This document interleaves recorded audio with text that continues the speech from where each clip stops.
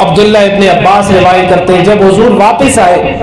معراج کی رات سے واپس آئے، تو حضرت بلال حبشی دروازہ مسجد نبوی سے اندر جب آئے تو حضور مسکرانے لگے اور دعائیں دینے لگے اور خوش ہو کے کہنے لگے، اے بلال حبشی، اور تو کون سا ایسا عمل کرتا ہے؟ تیری آواز کو میں نے جنت کے محلات کے اندر، تیرے قدموں کی آواز کو میں نے سنا، یہ بتا عمل کیا کرتا ہے؟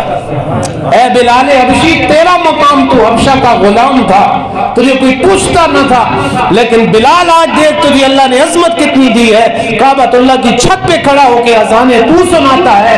اور جنت کے محلات کے اندر بلال میں نے تیرے قدموں کی آہٹ کی بھی آواز سنی ہے، بتا عمل کیا کرتا ہے؟ اللہ اکبر۔ بلال حبشی کی آنکھوں سے موٹے موٹے آنسو جاری ہو گئے، یا رسول اللہ صلی اللہ علیہ وسلم، میرے ماں باپ آپ پہ قربان ہو جائیں، میرا سارا کچھ